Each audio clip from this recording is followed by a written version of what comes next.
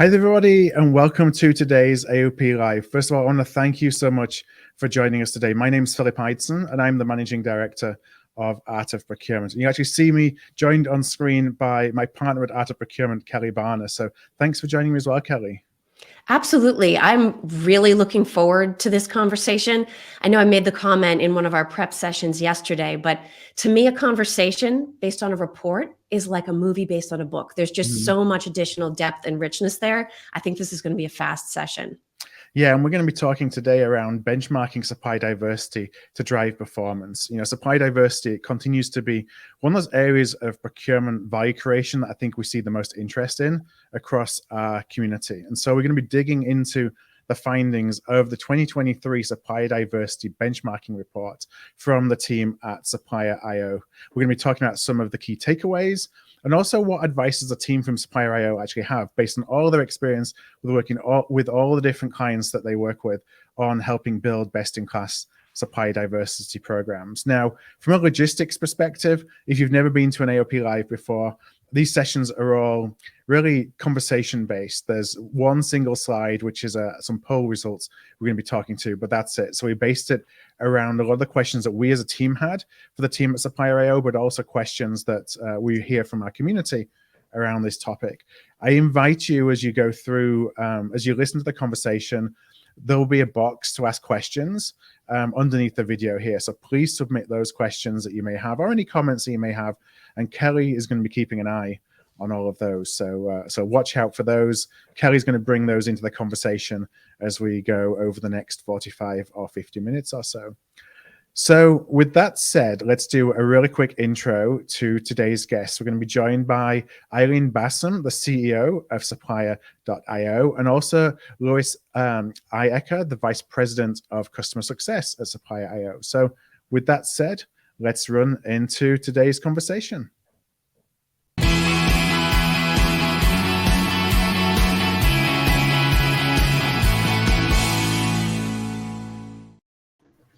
Well, Lois and Aylin, welcome, first of all, to today's AOP Live. Thank you. Hi, Phil. Hi, Kelly. Thanks for having us. Yes. No, thank you for joining us. And I'm going to start by asking, it's the first question that I always ask. And, you know, sometimes I'm not sure how relevant it is based on your backgrounds, but I think it's still interesting to understand a little bit of context for your background. And Lois, I'm going to ask this question to you first. And the question is always, did you find procurement or did procurement find you?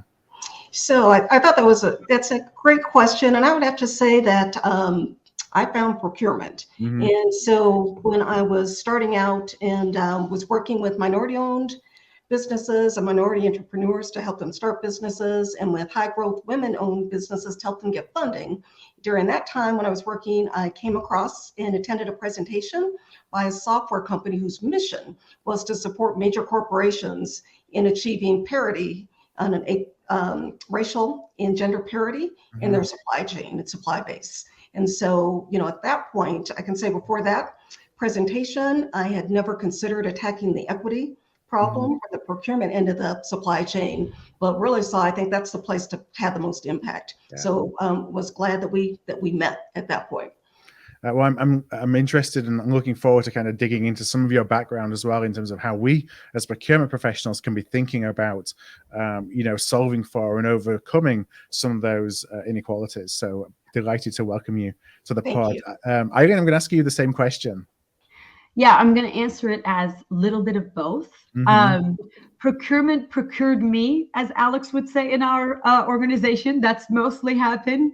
I have been in technology, providing SaaS solutions for the last 16 years, both partnering with procurement organizations as well as buying technology for my organizations that I've been. And so I set kind of both sides of the desk. And I am a big advocate for diversity, being a foreign woman tech executive, and have been encouraging, supporting, hopefully building diverse teams in everywhere that I worked. And I've seen the amazing business results that we were able to achieve with that, and the creativity and innovation that came with it.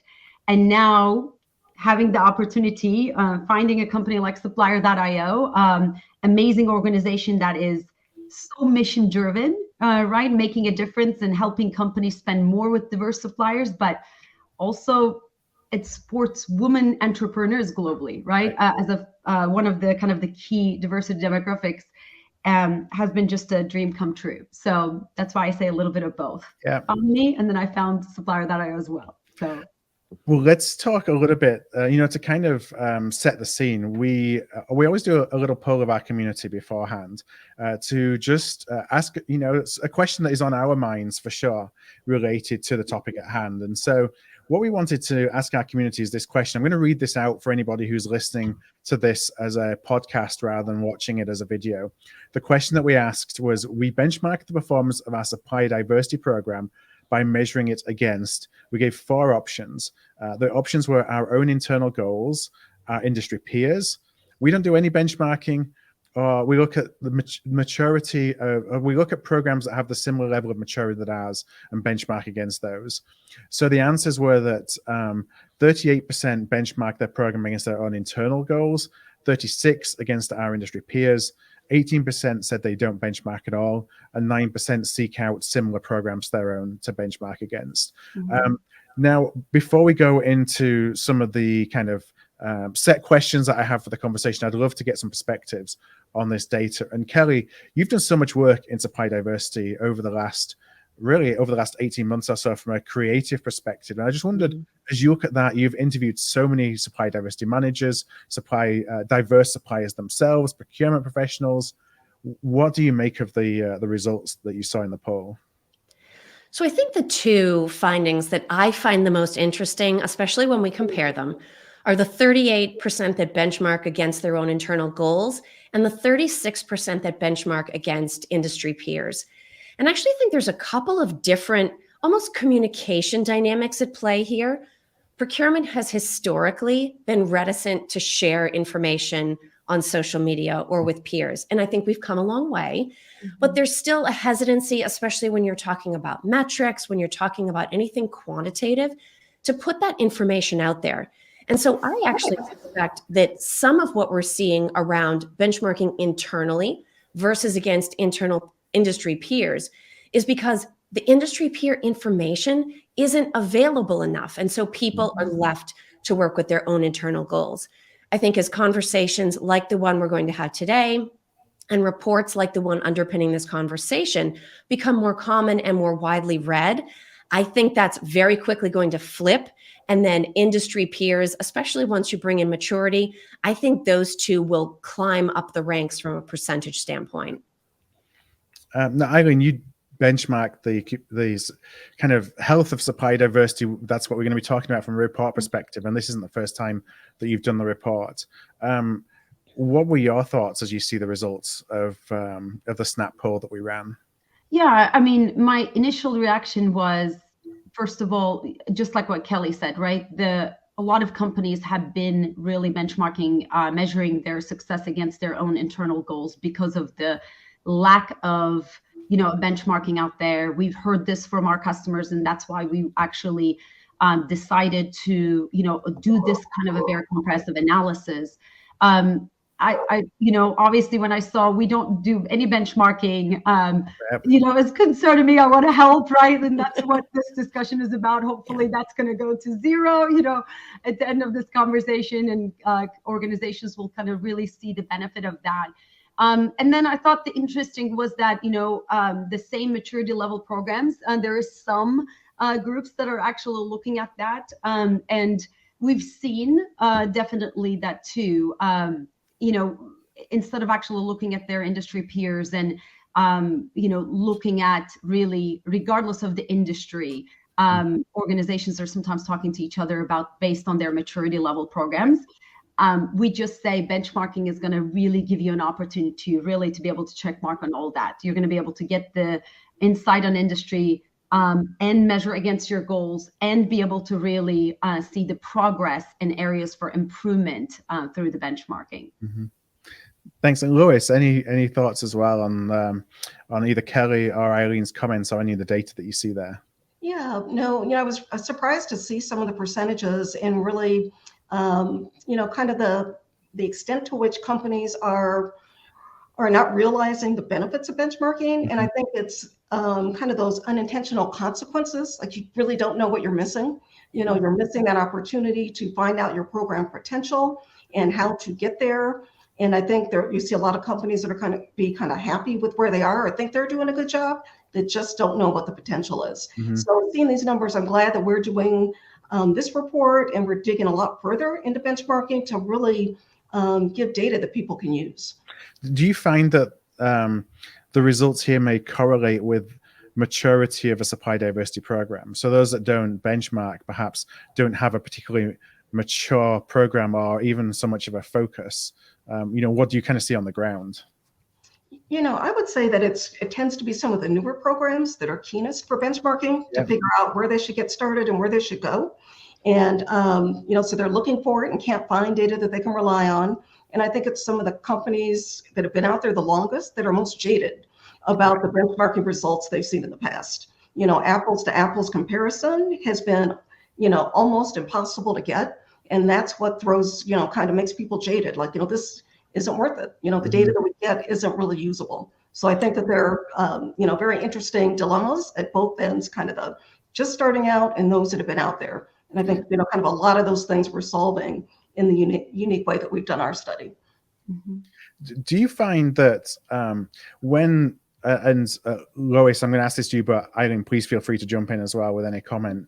Do you feel that when an organization is setting internal goals, like what's the basis for that goal? Is it, an arbitrary number that's been passed down or been determined somewhere internally? Or is it, they've looked outside, they've looked at, what can be some stretch goals and they've set that as an organizational goal? Like where do those internal goals often come from?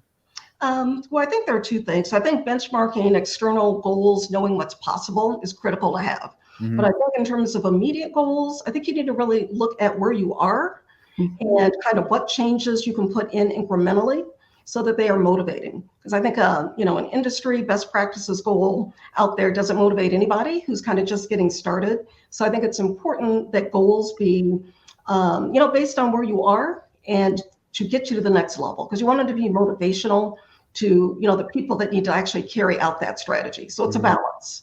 Yeah. Only thing that I would add is when companies are only kind of looking at it, their internal kind of measurements, setting their sales goals, to Lois's point, maybe they know where they're at today, and then they just, add as percentage. But truthfully, all they're able to do is, see that year over year changes, not really ability to have an opportunity even to see what is out there, in their industry, what's even possible, right? And where are some of the areas that potentially they might not even realize that can present opportunities for them to increase that diverse spend. So without doing that kind of an analysis or that kind of like outside, if you just do your measurements only based on where you're at today and where you hope to be, I just think that you miss a lot of opportunities there from improvement perspective. And I'm maybe jumping ahead of things, but when you think about from a benchmarking perspective, at least as somebody, I've been involved in a supply diversity program, but it was, I don't know, 12, 13 years ago when it was so much as guessing basically of, what your spend is based on some spreadsheet. As you're thinking about and I'm lost my train of thought there for a second. As you're thinking about benchmarking, you think at the high level, like I have X percentage of spend with diverse suppliers or certain types of diverse suppliers. Should we be thinking about this more on a category by category perspective, or should category by category be rolling up into an overall number? So it's not necessarily I should be X percent of spend is diverse spend, but more, well, in IT, my target should be this, and in professional services, it should be that, and in something else, it should be something other, based on the dynamics of those individual categories. Yeah, Lois, maybe I can take this first, and then we can kind of work on that together. But there are a couple of things that I would say.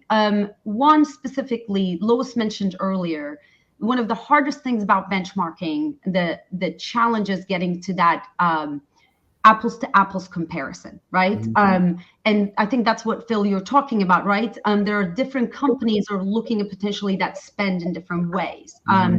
And that was very important to us.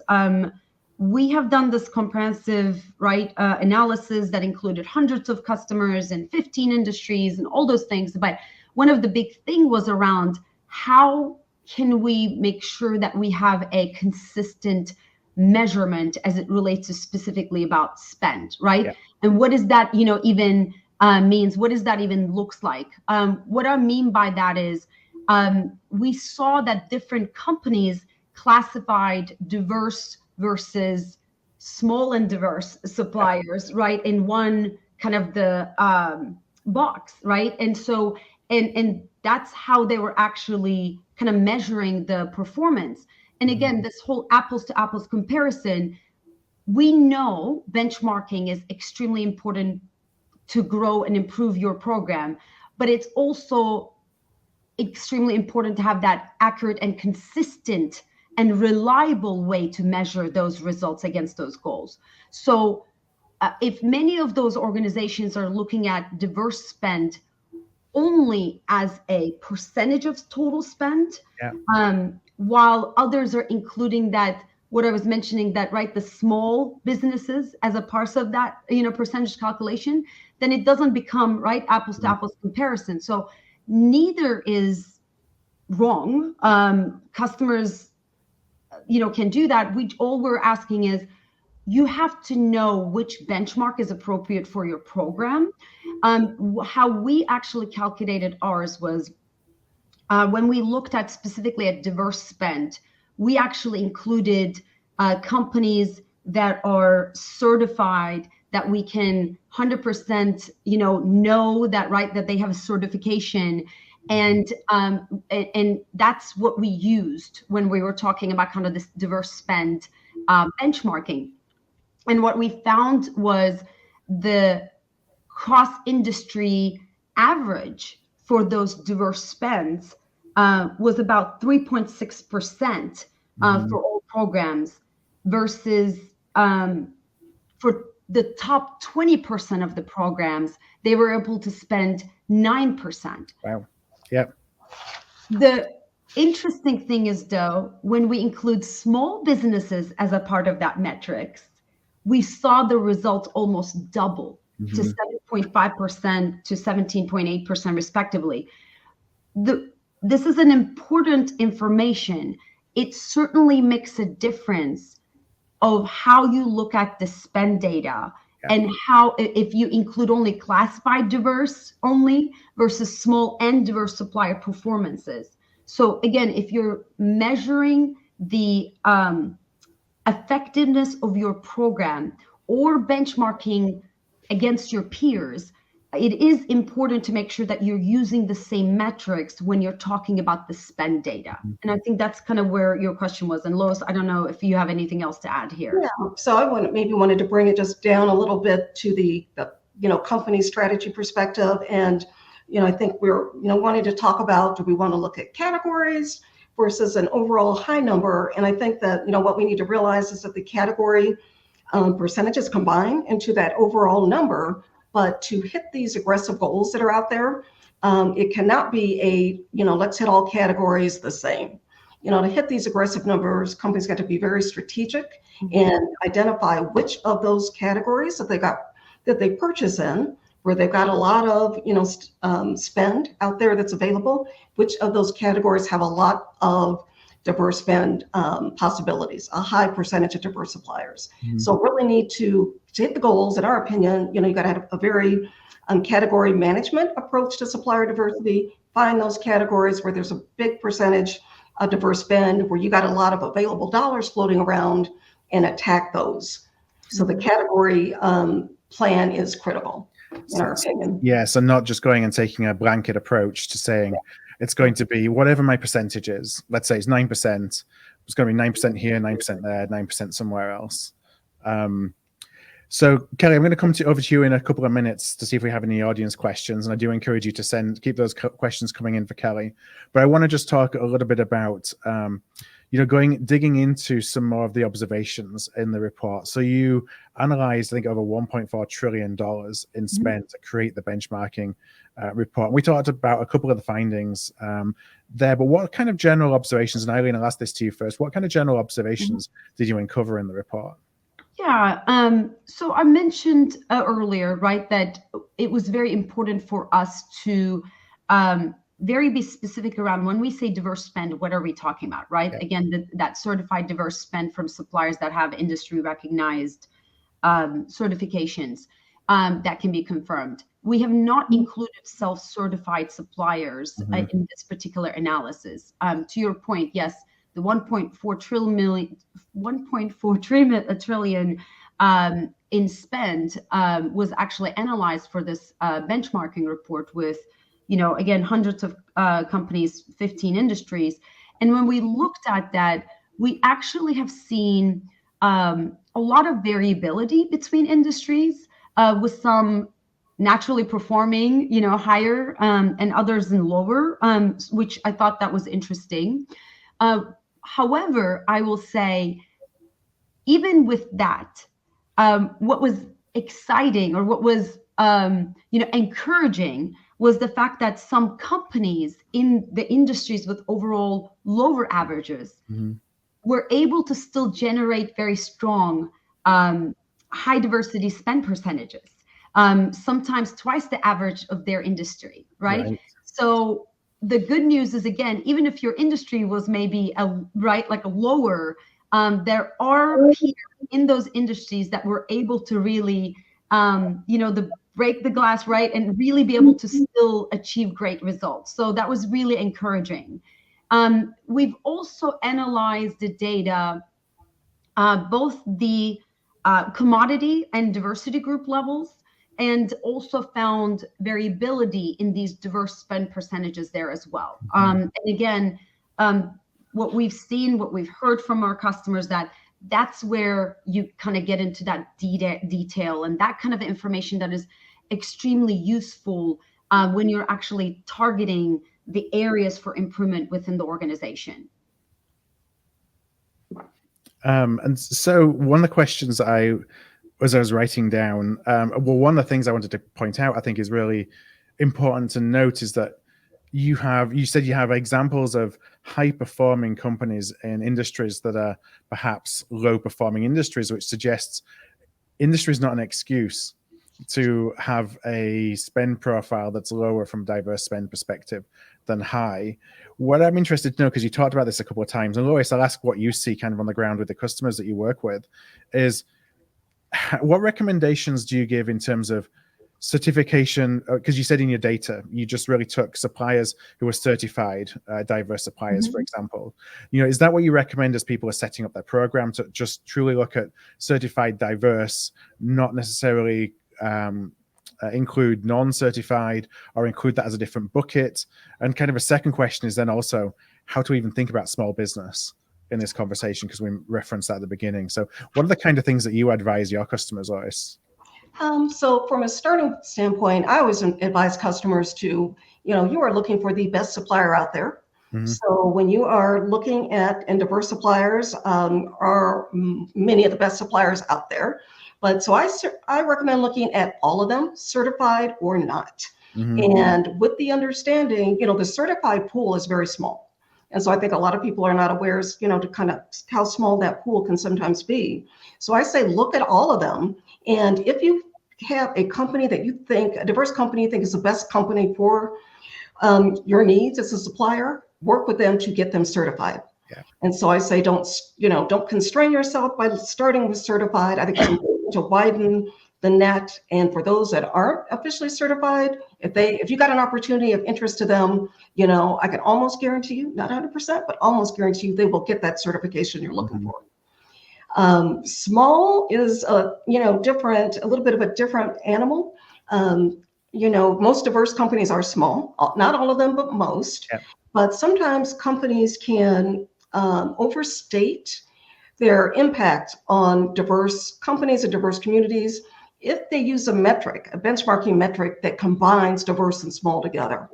And so that's why our report has been so intentional about stating a separate number for diverse only, and then a diverse and small. So we've got many, companies that have customers that have federal contracts. They got an emphasis on small. So we got to have that metric. But for our customers that are more interested on and more focused on underserved businesses and communities, they're going to want to look at that diverse only benchmark separately, because otherwise the small spend always, swamps diverse only spend. So if you use that larger metric, you're going to really overstate and not really know what you're doing, in terms of impacting those diverse businesses and communities you're interested in. Yeah, so you want to count it all, but you want to make sure that you have individual buckets, if you will, of how you're reporting it, so you can actually do the apples to apples comparison by not disregarding any category, but so at least you can have a better picture of what your impact truly is. Yeah, correct. Now, I know we've been getting some questions in, so Kelly, I'm going to come over to you and ask if you would like to share any of those questions that we've received with Lois and Aylin. Sure. And this is both fun and hard because there are a ton of questions coming in. And of course, I'm in the lucky seat because I'm getting to see all of them come in. So I can sort of see where the mind of today's live audience is. We have a very action-oriented group, and I think we have people at all levels of the maturity spectrum. Mm-hmm. Let me start with this that came in from Caesar. And he, of course, put it in as a question. I'm actually going to offer it up as a comment. We've talked about it a little bit, but even inside the idea of benchmarking, we might instantly jump to this idea of, well, how am I measuring? Or Lois, to your point, am I measuring certified diverse? Am I also measuring small? Am I looking overall, or am I looking by category? But for many of companies, especially those who started their programs over the last few years, they may be thinking about, what am I talking about when I'm thinking about benchmarking? How do I measure? How do I define supplier diversity? Lois, do you end up having interesting conversations with companies that are starting up programs, figuring out based on their why or based on their vision, how are they going to define supplier diversity for themselves internally? Yeah, and what I find with a lot of companies that are starting, they are just wanting us to give them an answer. What should I be measuring? What's everybody else doing? And so we can certainly tell them what everyone else is doing in general. And, they can use that as a starting point. I think when you look at supplier diversity metrics, they kind of take everything into account, because you don't know what specific interests, they're going to be for specific companies. But I think that companies need to bring a lens and think about, what are the goals for our company? What are the things that are important to us? What markets do we operate? Are there certain, demographics that are more important? What is important to our company? And bring that to bear. And I think companies, what I find in supplier diversity, companies can be kind of fixated on what's everyone else doing. And I encourage them, like, what does supplier diversity mean to your company and your market and your customers and your values? And that is okay. So your definition of supplier diversity is okay, knowing that many statistics are going to be general and all-encompassing, because we want to cover everything, but bring your lens into what supplier diversity means for the values and business that you're doing. Yeah. And Aylin, if I can ask you a follow-up based on both Caesar's question and what Lois just shared. When you think about all of the different reasons why a company might put a supplier diversity program in place, certainly sometimes it's consumer or customer driven, depending on the sector they're in. It could be driven by regulation, or it could be because they are a purpose or mission driven company, and this is part of their definition of success. Correct.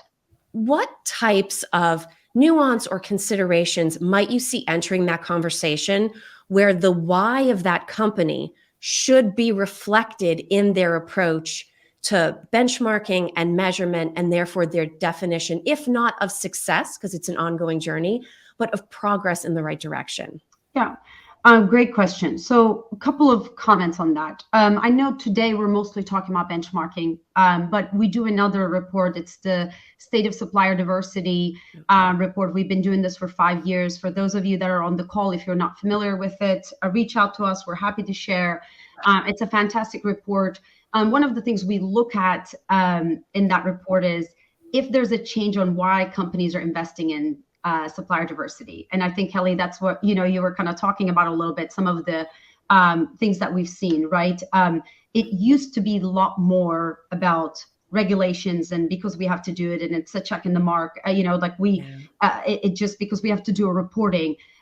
Now we see more and more that the companies are doing this because it's the right thing to do, because it's increasing their supply chain competitiveness, because it is truly now have the executive buy-in all the way to the board level. It has the visibility, right? And we started seeing more and more with customers, which I love. They started saying that now it's tied into the goals are tied into leadership compensations. Wow, right? Like talk about, measurement drives success, right? So we love seeing that. We started kind of really getting in more and more with the organizations. And what measures gets done? I say that all the time in our organization and anywhere. And benchmarking is really helping with that measurement and bringing that visibility on where we're at today, where are areas for improvement, what our industry peers are doing, where are some of the things that we can really think about and think outside of the box to really get to a better place and improve and progress our supplier diversity program. The good news is I've never met one head of CPO or a supplier diversity manager that is okay with the status quo. That's the wonderful thing. So the companies that have actually invested in this are really looking to really grow their program. And to Cesar's earlier question, what I have been kind of hearing and seeing, and what we've been actually looking at from our customers' perspective, when they talk about diverse suppliers, they are talking about, right, minority-owned, woman-owned, veteran-owned, disabled-owned, LGBTQ, right, all of those categories, and they have a both, like you were talking about, Kelly. It's more around aligning with their values. They want to do the right thing. They understand that it's more than a spreadsheet. Investment in these minority businesses are really uplifting communities. It's new jobs and it's better for the economy, but also as an organization, it's really good for the competitiveness and, right, supply chain, especially the economic condition we're in. But last thing that I would say is also what we're seeing is because now the companies realizes that it's aligned with the company values, but also what their customers are wanting and needing. They want to work with companies that do good in the world. And that is a big driver as well, right? And so, and I love seeing that, right? So it's not just the employee values, but also the customers that they're serving is wanting to, work with organizations that really invest in diverse suppliers. Yeah, no, I think that's an excellent point. And Phil, I have one more question I want to bring in here. Teja, I love this question. Thank you for asking this, because I think this recognizes something that's part of the benchmarking and supplier diversity story that doesn't get recognized often enough, is that, yes, there's a corporate journey around supplier diversity, but there's also a supplier journey around supplier diversity.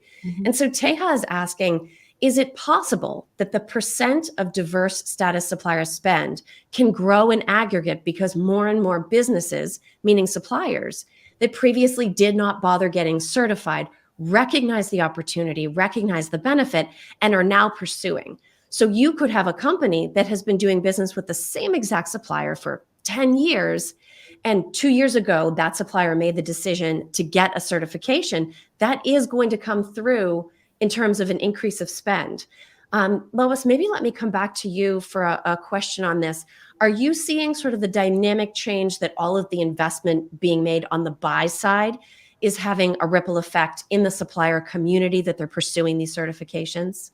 It might. And that's a difficult one to answer, because I feel like our, diverse supply base has been pretty aggressive in, wanting their seat at the table.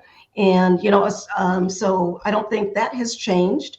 But I do think that people are more likely to take action if they think that it will, it matters and it will count. And to the extent that so many companies have come out with major initiatives saying that they will buy X number of $1 billion with diverse suppliers, that may get some diverse companies off the couch to get certified. I don't think that's the major effect, but I'm sure it is an effect. Yeah. And Aylin, different angle on the same question. This is very procurement-y, so bear with me on this. But you talked about the alignment between taking action within supplier diversity and company values. Mhm. And we often see the same thing generally around what are your company values and how do you treat all of your suppliers? Do you truly build relationships? Do you treat them as transactional? Can we potentially see sort of a bigger picture alignment around the companies that are the most effective at building strong, agile, relationship-based supply chains, also being very effective in supplier diversity because they have those cultural values that allow them to partner and be successful? 100%. We see that all the time, and it's that's what we exist. And we are a supplier as well, right? Supplier.io is actually a supplier for all these companies too, and it makes a huge difference. Being having that close partnership that is aligned on values, and it's a positive, definitely. Impact on both our organization and all these diverse suppliers, right, as well as the company that is choosing to invest not only their time and money, but another thing that we're looking at is some of the companies are actually going out of their way to help diverse suppliers to, with education or training on how to work with large organizations, and which is, fantastic, right? Giving that back to the community, having even a program to help those smaller, diverse organizations to be able to kind of compete and be able to grow and learn how to be able to work with large organizations. Just seeing that has been fantastic. Excellent. Go ahead, Lois.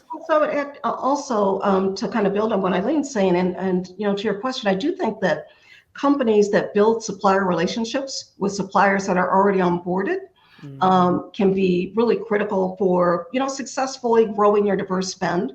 It's one thing to get a supplier in the door. It's another thing to keep them in the door. You need to be involved in working with and understanding how your suppliers are performing, giving additional support and development work to any supplier that is potentially struggling. So I think that you've got to keep them in the door after you get them in the door, and you got to have a company adept at that. Those kind of relationships are the best, I think, at doing that. Yeah, absolutely. So I can see out of the corner of my eye that there have been a ton of new questions that have come in. So Phil, I'm going to hand back to you, and I'm going to go tee up the next bunch, and hopefully we'll get a few of these in before we're done today. All right, I'll do my best to come through to some last questions before we wrap up. The audience is making our job easy today, and just sitting back and reading their questions, which is really what this is all about. So yeah, please do keep those coming. So one thing's actually, and we kind of touched on that a little bit around helping diverse suppliers become certified. Lois, we've kind of touched on this a few times. I'm interested from a tactical perspective. Do diverse providers not pursue certification because it's hard, there's a big process to go through, and they're not really sure what to do? Or is it more that they're just not sure of the benefit? And so the reason I'm asking this is, like, what can we do is the help that we as procurement professionals can give coaching on the process? Or is it the stick of, if you have it, there is more chance that I may be able to award you business? So yes, and yes. Yeah. Everything you just said. It's the longer you're in business, the harder the process is, because you got to go back and find your original articles of incorporation, your initial stock transfer documents. So if you're a business that's up and going, it can be very time consuming to go back and do everything that's needed to get certified. So that's where, for the companies that give assistance through that can be helpful. Yeah. So, when companies have, they're up and going, they may say, hey, I'm doing fairly well without it. What's the benefit? Yeah. And so that's where, corporations do need to make it known. We are looking to increase our spend with certified suppliers and, make it worth their while, if you will, to go through that process. So it's kind of on both sides. It is a time-consuming, rigorous process by intent, because it is a rigor. We want to be sure that those that get the certification are truly, in that diversity category. So, it's kind of on both sides. Sorry, yeah, I was going to say, sorry, I wanted to kind of make this comment too just to kind of add to Lois's point. We have 4 million diverse certifications in our database. To Lois's point, where it is hard if it is a small company that does not know or see the benefit of getting S certification.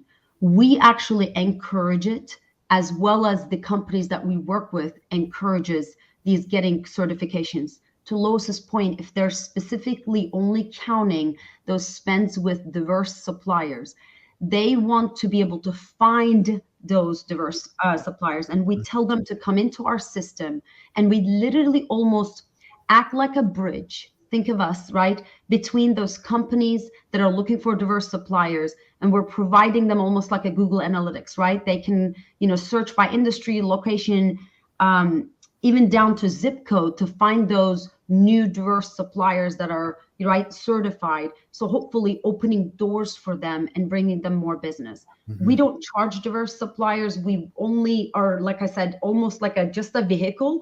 We encourage them to go get their certification, so they won't be discounted, right? Like from those companies that are specifically trying to find certified suppliers.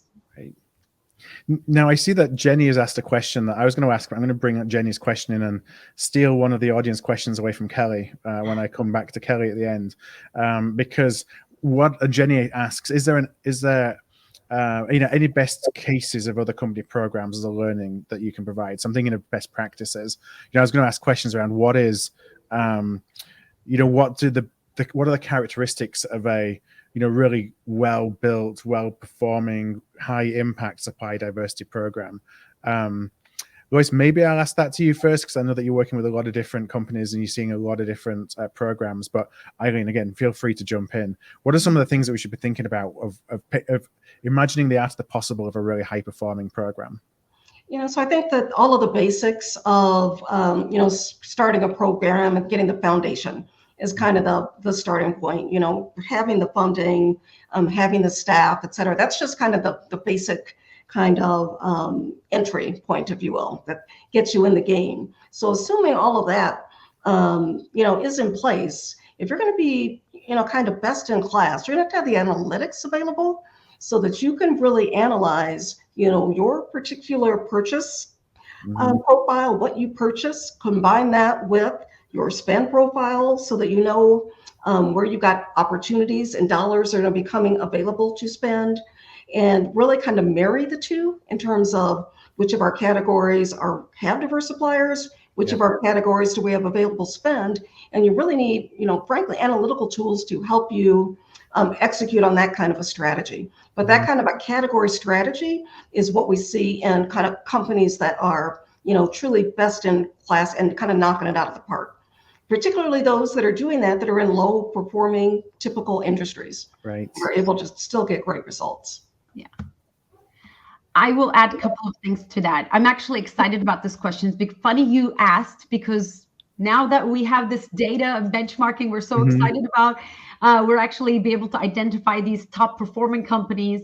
We just started a research project to interview them and really learn, what they're doing different to get these, amazing results. So I'm really excited about that. We're only about halfway through that research now, and plan to release that next month to help everyone improve their program. We're so excited about this research project, so stay tuned.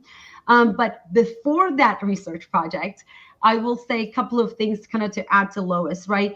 Absolutely, the funding, the having the right people in place, all those things are important. But one of the things that we realized on the state of supplier diversity research that we've done, the companies are constantly told us, if they can't find diverse suppliers, it is still the number one problem, right? They need to be able to find these diverse suppliers. So it has to be easy for buyers and procurement, teams to be able to find it. So make it easy for them. Take all the excuses away. That's number one. Number two is you want the programs to be successful.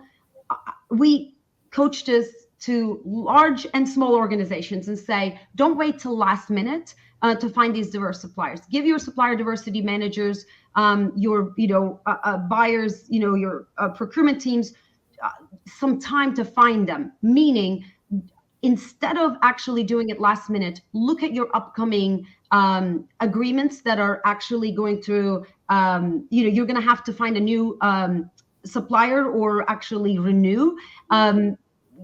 from a year before, right? And just start actually doing that project and say, these are the contracts that are actually expiring within a year. Let's kind of just plan and see if we want to spend it with diverse suppliers, what would that look like? So that's the second thing. So really be proactive instead of just reactive to it. So that's definitely a big thing that we've seen. And then the other thing is, I know we're talking about benchmarking today. It is extremely important for companies to know the best-in-class companies are doing benchmarking. They are actually want to know how they're compared against their, peers. But also the interesting thing that we found that I thought that was really exciting was the fact that even in the lowest, again, performing industries, if there are peers that are actually doing good in a commodity level, right? We've, again, they found some commodities that they can actually really spend money and continue to kind of invest in them. So just utilize that kind of a insight to really continue to improve your supplier diversity program. Get out of even just looking at your peers within your industry. If you're the top 20% in your industry and you're already doing amazing, congratulations. But your job is not done, right? To be able to continue to improve, you also have opportunity to look at even outside of your industry to see what are they doing and where are they actually finding ways to spend, diverse, supplier, being able to actually spend with diverse suppliers and really find those, again, areas for improvement on the commodities as well as with suppliers and within your strategy.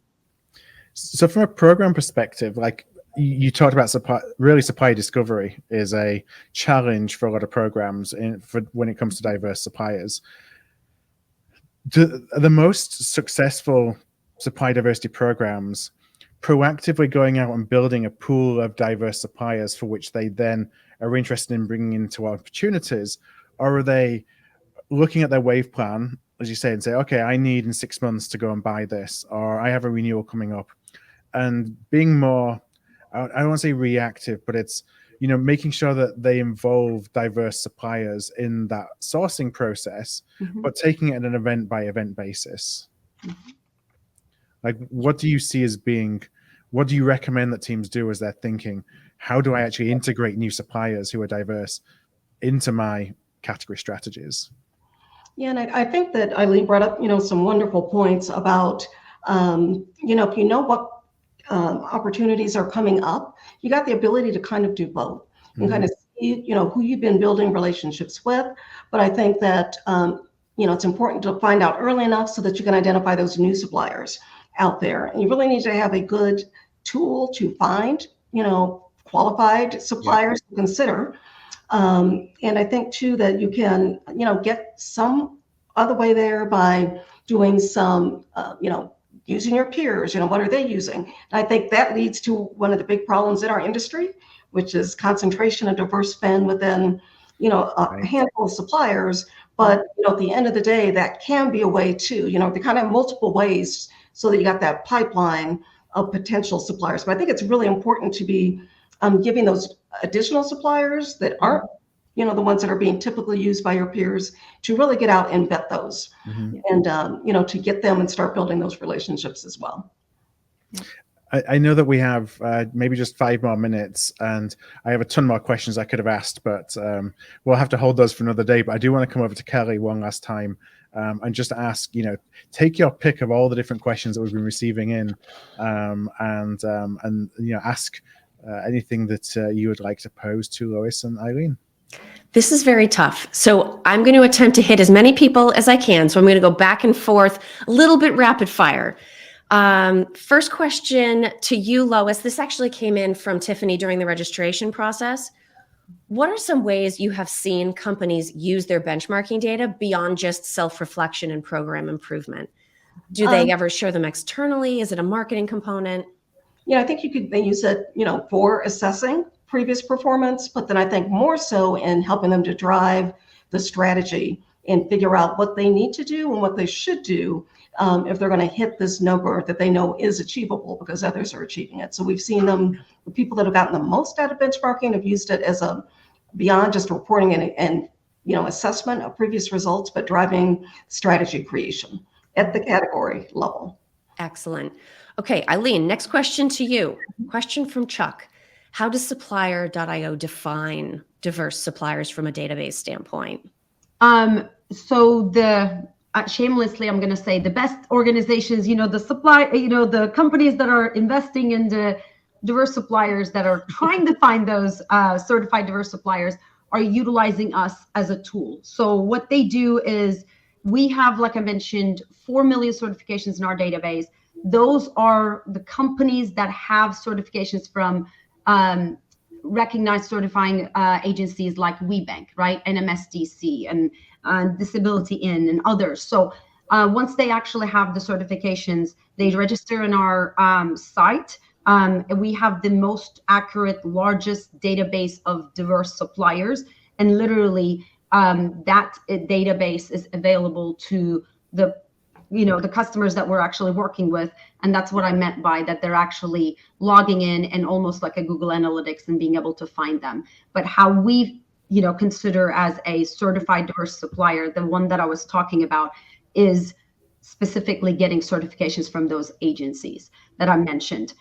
One last thing that I will say, an organization might be certified from multiple places.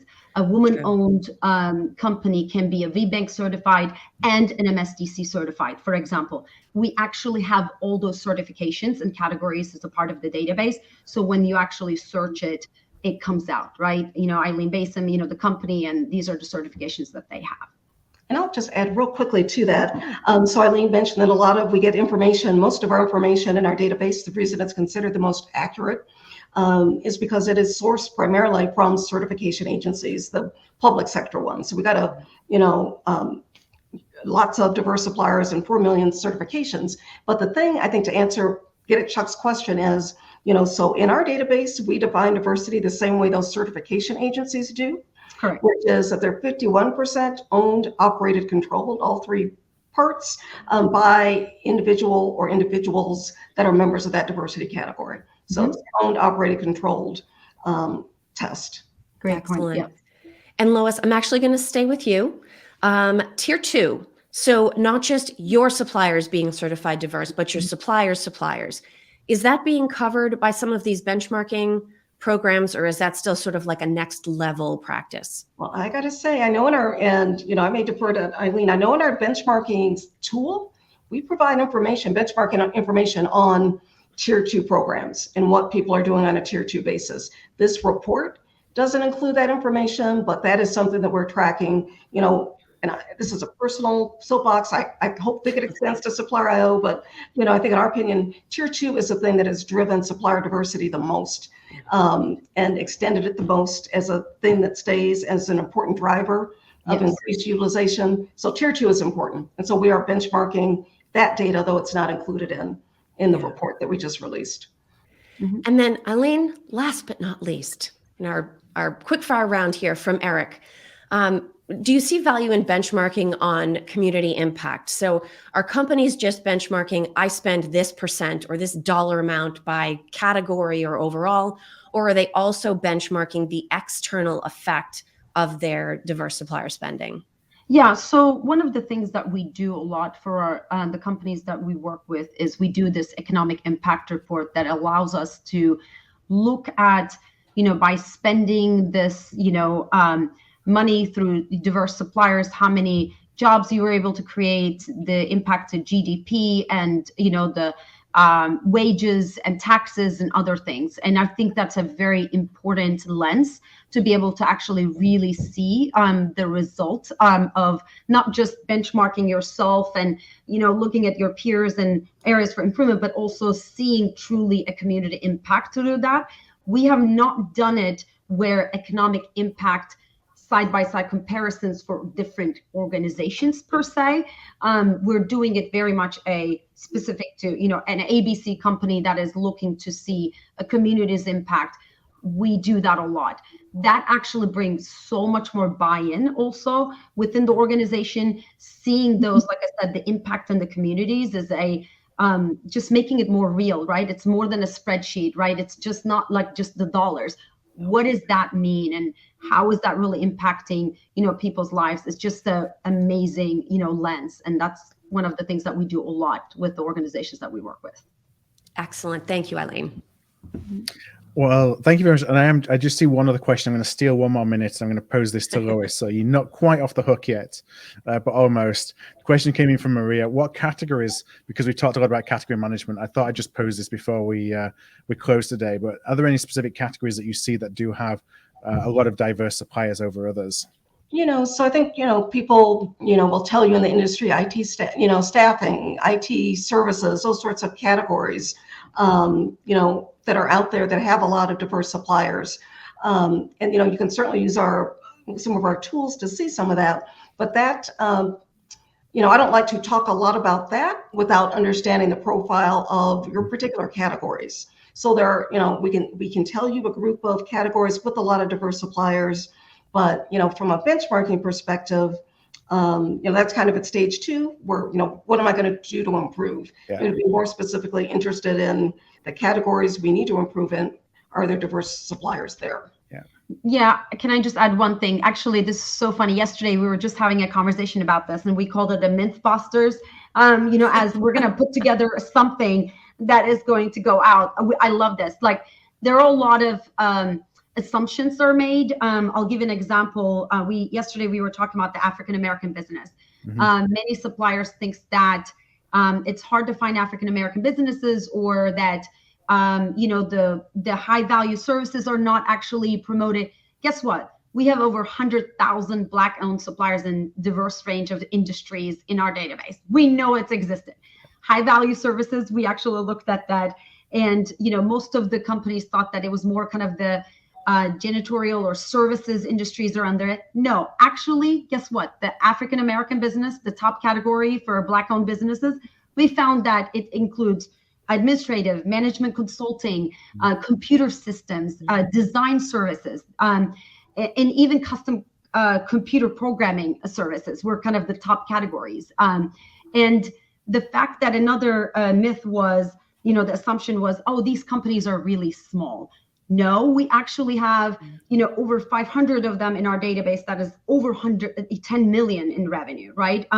There are over 2,000 of them that is between $1 to $10 million revenue. So we've done this for women and other, areas as well. And I just think that it's such interesting, this supplier data points and really busting those, like I said, myths, and thinking that, there's a certain, a way, right? Like with these businesses. So anyway, I just wanted to kind of bring that up. That's definitely, don't, assume we definitely have some data around that. And actually, there may be a correlation between something that was said earlier around, that there's these high profile suppliers that are often the go-to because, it's easy, for the want of a better word, of a way of bumping up that percentage spend easily.